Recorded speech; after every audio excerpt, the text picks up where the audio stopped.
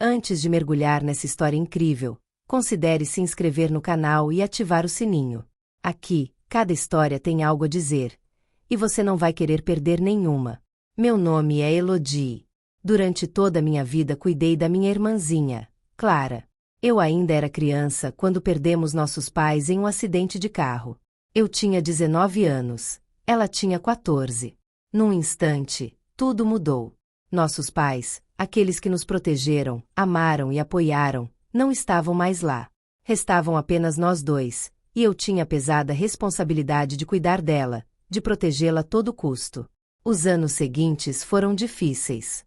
Eu me vi fazendo malabarismos com vários empregos para pagar o aluguel, comprar comida e garantir que ela tivesse tudo o que precisava. Deixei de lado meus sonhos, minhas ambições e meus desejos pessoais. Eu não tinha mais espaço para mim. Cada decisão, cada sacrifício foi por ela.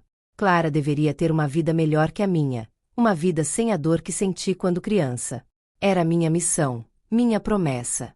Lembro-me das noites em que, cansado, eu adormecia em frente à televisão, com o som das máquinas de lavar ao fundo, enquanto Clara dormia no seu quarto, com a cabeça cheia de planos e inocência. Ela era minha prioridade. E mesmo quando me sentia exausto, sempre encontrava um pouco de força para lhe oferecer o que ela precisava. Um abraço, um sorriso, um conselho. Eu queria que ela crescesse sabendo que sempre poderia contar comigo, mesmo que eu tivesse pouco a oferecer além de amor e proteção. Depois veio David. Quando o conheci, quase tinha me esquecido de como era se sentir desejada, querida, admirada. David entrou na minha vida como um raio de sol depois de anos de chuva. Ele era bonito, atencioso, inteligente e infinitamente gentil.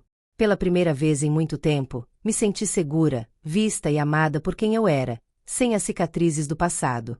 Senti como se o destino estivesse me recompensando por tudo que eu havia sacrificado. David se tornou minha rocha, aquele em quem eu podia me apoiar sem medo. Ele era sólido e reconfortante. Lembro-me de nossas longas conversas, de nossas risadas compartilhadas, dos momentos em que ele olhava para mim como se eu fosse a única pessoa no mundo que importava para ele. E Clara, ela também o adorava. Ela sempre dizia que ele era o irmão mais velho que ela nunca teve, e eu achava que era uma sorte para nós dois termos encontrado alguém tão bom. Ela o respeitava, e eu achava que ele lhe dava a estabilidade que ela sempre buscou. Nós nos casamos sob um céu de primavera, como um conto de fadas. O ar era doce, e o perfume das flores frescas parecia envolver tudo. Clara foi minha madrinha, radiante, emocionada, com os olhos brilhando de felicidade. Naquele dia, ela não era apenas minha irmã, ela era aquela que compartilhava meus sonhos e meus sacrifícios. Nós éramos uma família. Nada poderia quebrar isso. Eu pensava que essa felicidade, essa cumplicidade, seria eterna. Mas eu não tinha visto a sementinha de ciúme que estava germinando nela. Por trás de seu sorriso brilhante, seus elogios e seus gestos ternos escondia-se outra verdade, mais sombria, mais insidiosa. Uma parte dela queria o que eu tinha, David, aquele pilar que eu tanto desejava. No começo estava tudo bem.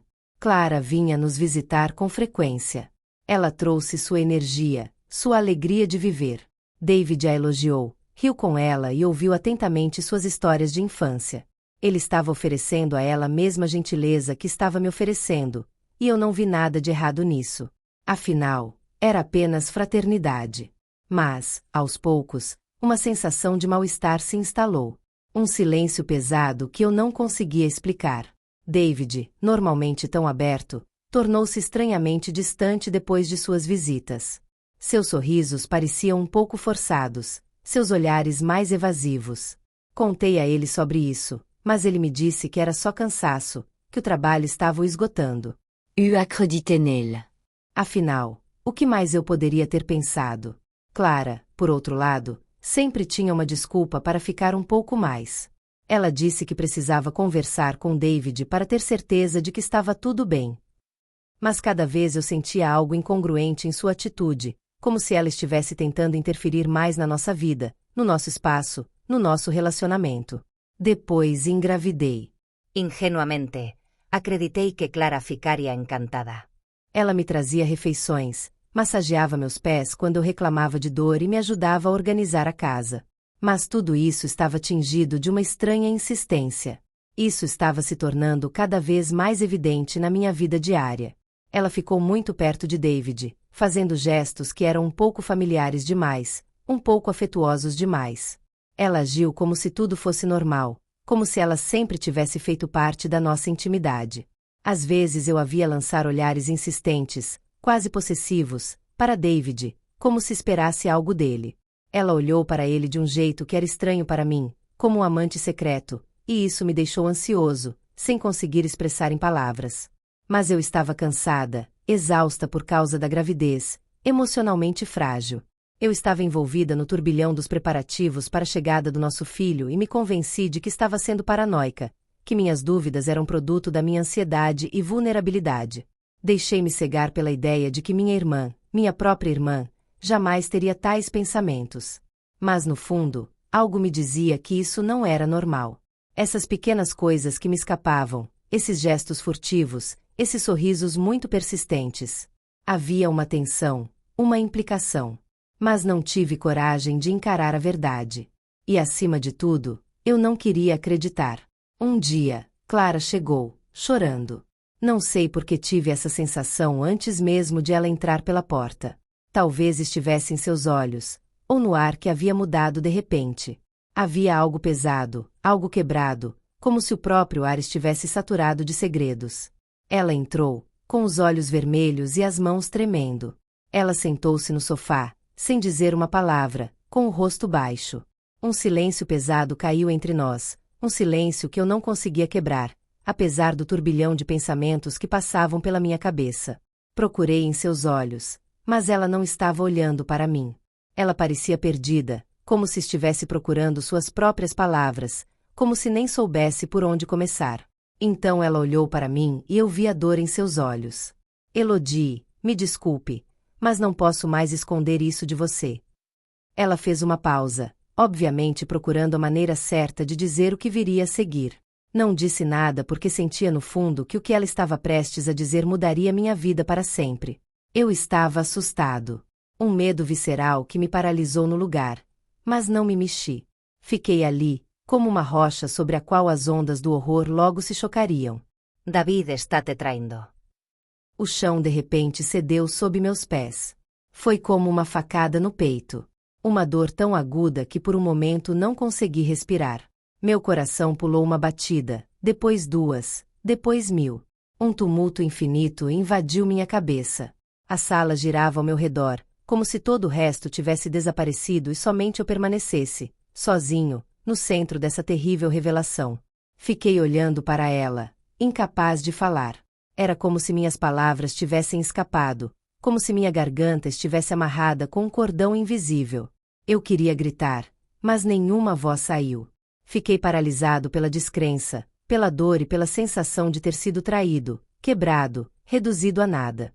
Ela continuou, interrompida por soluços, suas lágrimas caindo como chuva fria em suas mãos trêmulas. Eu o vi, Elodie. Eu o vi beijar uma mulher. Foi ontem, quando ele estava saindo do trabalho. Eles eram tão próximos. Tão próximos.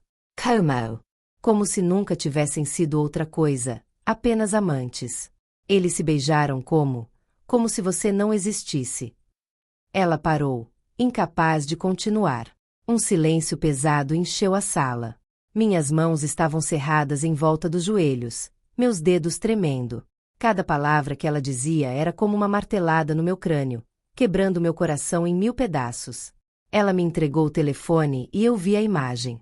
Uma foto borrada e mal enquadrada, tirada rapidamente, mas nítida o suficiente para que eu reconhecesse David imediatamente.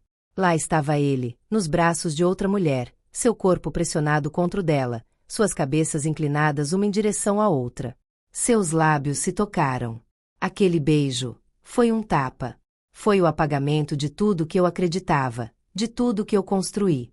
Fechei os olhos, tentando desesperadamente suprimir as lágrimas, mas elas caíam, apesar de mim, quentes e amargas, rolando pelo meu rosto como uma torrente incontrolável. Todo o meu ser estava quebrado. Esta foto, este momento congelado no tempo, nada mais era do que um espelho quebrado das minhas ilusões. David, meu David, me traiu. Ele me traiu. Nem parei para pensar, fazer perguntas, tentar entender. A dor era muito intensa. Muito rápido. Isso me oprimiu, me sufocou, e tudo que eu conseguia fazer era gritar. Grite para exorcizar a dor, para afugentar a raiva, para evacuar a injustiça que estava me corroendo. Levantei-me de repente, com os braços estendidos e a voz embargada pela dor. Você mentiu para mim. Todo esse tempo, você mentiu para mim. Como você pôde? Como ousa? Eu nem vi os olhos dele. Não vi seus gestos de súplica, seus pedidos de desculpas tentando abrir caminho em meio ao caos. Tudo que vi foi a imagem de David e daquele estranho, com o abraço me perfurando. Eu queria correr em direção a ele. Eu queria confrontá-lo imediatamente, na hora. Mas não, eu não consegui. Ainda não. Primeiro eu tive que entender o porquê, entender a extensão dessa traição. Por que ele fez isso comigo? Por que ele me deixou no escuro? Clara implorou, me chamou, mas eu não dei ouvidos. Ela tentou me explicar, justificar David, dizer que ele agiu por fraqueza, que se arrependia. Mas eu não queria ouvir nada. Eu não conseguia mais olhar para ela, falar com ela. A dor estava me sufocando. A amargura estava me dominando. Saí furioso, perdido, pronto para quebrar tudo. A única coisa que importava era que a verdade tinha sido arrancada de mim por meio de mentiras. E nada jamais poderia consertar isso. No dia seguinte, eu fui embora. Na manhã seguinte, tudo havia mudado. O vento, que parecia estar me empurrando numa direção que eu ainda não conseguia entender, me forçou a ir embora. Sem dizer uma palavra, juntei minhas coisas. Meu coração batia dolorosamente no peito, quebrando a cada batida. Eu não tinha mais espaço em casa, nem vontade de respirar o ar pesado da traição e da dor. As paredes que antes me tranquilizavam agora se tornaram espectadoras silenciosas do meu sofrimento. Parti sem saber para onde estava indo, mas sabia de uma coisa: não podia ficar ali. Não neste lugar onde as memórias de David, nossos sonhos compartilhados, haviam se despedaçado em 1000 pedaços invisíveis. Fui à casa da Sophie, uma amiga de infância, que sabia me dar um pouco de conforto, um pouco de paz. Hora de dar à luz, ela me disse. E foi só isso. Alguns meses. Mas mesmo um minuto parecia insuportável. Coloquei minhas coisas no quarto de hóspedes dele, meus olhos vazios, meu coração em cinzas. Eu sentia como se estivesse flutuando em um oceano de dor, como se eu não fosse nada mais que uma sombra. E não era só a traição que estava me sufocando, mas também a incerteza, a consciência de que tudo em que eu acreditava, amor, fidelidade, família, havia desmoronado. Agarrei-me a Noah, meu bebê crescendo dentro de mim, esperando que sua inocência me trouxesse um pouco de luz nesta noite sem fim. Poucos meses depois, Noé já havia nascido. Pensei que o pior já tinha passado e que eu tinha conseguido me reconstruir apesar da dor. Mas a verdade, como uma sombra persistente, estava prestes a ressurgir. Foi uma amiga em comum que me ligou, com a voz trêmula de choque. Ela parecia estar tomada por uma agitação que me dava calafrios. Elodie, você não vai acreditar. Eu vi a Clara e o David juntos, num restaurante. Eles pareciam um casal de verdade. Era inimaginável. Com essas palavras, meu coração parou. Senti um frio glacial me percorrer, como se o chão estivesse se movendo sob meus pés novamente. Clara e David juntos novamente, depois de tudo que aconteceu. Como isso foi possível? Meus pensamentos estavam ficando confusos, conflitantes, desmoronando. Eu não conseguia acreditar. Eu simplesmente não consegui. Mas a dor me empurrou para agir. Eu não podia ficar ali, duvidando. Eu tive que ver com meus próprios olhos. Eu tinha que entender. Coloquei meu casaco, respirei fundo e fui embora. Eu mesmo fui conferir. Chegando ao restaurante, procurei, com o coração batendo forte, por essas duas figuras familiares. Examinei a sala, os olhares desconfiados, as conversas sussurradas, até que os avistei. Lá, no fundo da sala, minha irmã e David estavam sentados juntos, em uma conversa silenciosa. Fiquei ali nas sombras da janela, observando através do vidro embaçado, como um espectador da minha própria tragédia. Clara, radiante de felicidade, acariciou a mão de David, como se o gesto fosse normal, como se tudo estivesse bem, como se o mundo não tivesse sido devastado pela traição deles. E David? David, aquele que eu amei mais do que tudo, aquele que foi meu pilar, o pai do meu filho. Ele era apenas uma sombra de si mesmo. Ele tinha um olhar vazio, absurdo e resignado. Ele parecia perdido, como um homem que não tinha mais alma, nem identidade. Ele estava lá, fisicamente presente, mas mentalmente ausente, como se o peso de suas escolhas o tivesse engolido. Não havia amor em seus gestos. Nenhuma paixão. Nada além de resignação, como um homem quebrado, esmagado pela culpa, pelo medo, pelo desamparo. E Clara? Clara nem parecia vê-lo. Ela estava muito ocupada se alimentando de sua vitória, da dor que eu senti. Foi uma manipulação, uma vitória bem calculada. Fiquei ali, congelado, com o coração batendo forte. A verdade, finalmente, se revelou diante de mim, com uma clareza assustadora. Não foi apenas adultério. Não foi apenas um erro. Foi uma conspiração, um plano cuidadosamente orquestrado. David não era o homem que eu pensava.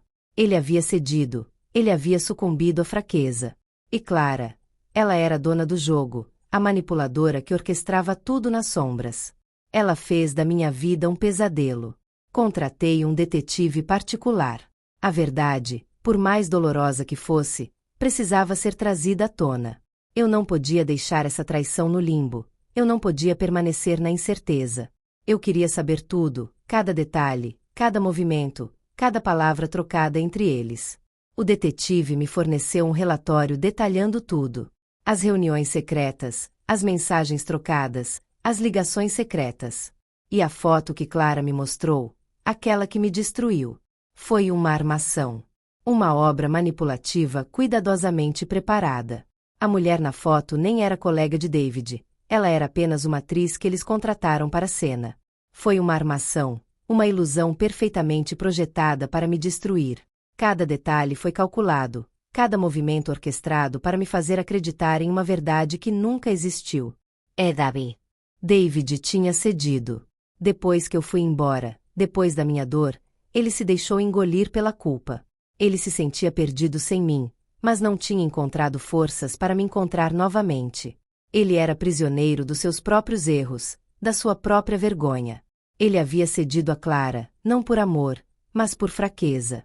E em seu olhar vazio, eu vi a verdade. Ele não era um homem quebrado pelo amor de outro. Não, ele foi destruído por sua própria renúncia. Clara venceu. Ela tinha calculado tudo. Ela destruiu minha vida, minha família, minha fé no amor. Ela venceu, e eu estava lá, devastada, sem saber como me reconstruir. Ela havia manipulado os fios da minha vida, havia tirado a essência do que eu acreditava ser mais precioso. E ela ganhou tudo. Durante semanas fiquei sozinho, devastado. Houve dias em que eu nem saía da cama, onde cada respiração parecia um esforço sobre-humano, onde cada lembrança, cada explosão de riso, cada olhar trocado, voltava para me assombrar com uma crueldade insuportável. Como pude ser tão cego? Como não vi os sinais? Os olhares invejosos de Clara, seus gestos inapropriados, sua insistência em fazer parte do meu mundo? A dor era tão grande que às vezes me dava vontade de gritar até perder a voz. Não foi só David que perdi. Era parte de mim, parte do meu passado, da minha inocência, da minha capacidade de acreditar nos outros. A traição de Clara ressoou dentro de mim como uma ferida mais profunda do que qualquer outra. Minha própria irmã. Aquela que criei como filha, por quem sacrifiquei tudo. Como ela pôde nutrir tanto ciúme, tanto veneno, por mim? Eu queria vingança. Eu pensei nisso, sim. Conte a todos o que ela fez. Exponha-a à luz do dia, derrube-a como ela me derrubou. Eu queria que ela sentisse a mesma dor, a mesma solidão, o mesmo poço sem fundo em que eu havia caído. Imaginei 100 cenários de vingança, cada um mais cruel que o anterior. Mas enquanto eu alimentava esses pensamentos sombrios, às vezes eu me voltava para Noah. Meu filho. Meu milagre. Eu observei dormir em seu pequeno berço, seus pequenos punhos cerrados em gestos inocentes, sua respiração suave e pacífica. E ali, no meio da noite, naquele silêncio suspenso, a verdade me apareceu. Eu não queria criar meu filho com ódio. Eu não queria que ele herdasse minha raiva, minhas feridas. Eu não queria que seu mundo fosse contaminado pelas traições daqueles que deveriam nos amar. Meu filho merecia algo melhor. Ele merecia uma mãe forte e íntegra que pudesse transformar sua dor em sabedoria. Então, lentamente, laboriosamente, eu retomei minha vida. Foi um trabalho lento e doloroso. Como colar um vaso em 1000 pedaços, sem nunca ter certeza de encontrar sua forma original. Mas todos os dias, por Noah, por mim, eu pegava um fragmento da minha alma e o colava de volta. Cortei todo o contato com Clara e David. Sem explicação, sem gritos, sem mais lágrimas. O silêncio foi minha única resposta. Eu os apaguei da minha vida como alguém arranca uma moreira venenosa de um jardim. Não para esquecer, mas para não dar mais a eles o poder de me machucar. Mudei-me para outra cidade, um lugar onde nada me lembrava daquele passado doloroso. Mudei de emprego, comecei de baixo, humildemente. Mas desta vez, cada passo à frente foi um triunfo silencioso. Eu reconstruí minha vida pedaço por pedaço, com paciência, com dor, mas acima de tudo com amor pelo meu filho. Cada sorriso de Noah, cada gargalhada, cada primeiro passo, cada mamãe desajeitada me lembravam por que eu tinha lutado. Porque continuei lutando. Hoje, anos depois, finalmente estou feliz. Não uma alegria brilhante e real, mas uma paz profunda e sólida. Aquele que nasce quando você conhece o inferno e sai dele de pé. Conheci alguém, um homem gentil e sincero, que sabia amar minhas cicatrizes em vez de fugir delas. Ele não procurou substituir Davi. Ele simplesmente caminhou ao meu lado, dia após dia, com respeito e ternura. Um amor verdadeiro. Autêntico. Um amor que não pode ser comprado ou roubado. Noé cresceu em um lar banhado em luz, cercado de amor sincero. Ele não conhece as sombras do meu passado, apenas a força do que construímos juntos. Quanto a Clara. Às vezes, conhecidos em comum falam comigo sobre ela, sussurrando, pensando que eu quero saber. Eu sei que ela acabou perdendo David. O relacionamento deles, construído sobre traição, culpa e mentiras, desmoronou lentamente, como um castelo de areia sob a maré. Um amor nascido da traição está fadado ao colapso. David foi embora exausto, incapaz de suportar a farsa. E Clara? Clara colheu o que plantou. E apesar de tudo que ela tirou de mim, minha infância compartilhada, minhas memórias, uma parte do meu futuro. Apesar de tudo, eu o perdoei. Não porque ela merecesse. Não. Mas para mim. Porque me recusei a permanecer prisioneiro da minha raiva. Porque eu queria que Noah conhecesse uma mãe livre, forte e íntegra. O perdão não era uma fraqueza. Foi minha vitória final. Porque hoje, Clara pertence ao passado. E sigo em frente, com o coração leve, rumo a um futuro que ninguém nunca mais poderá me roubar.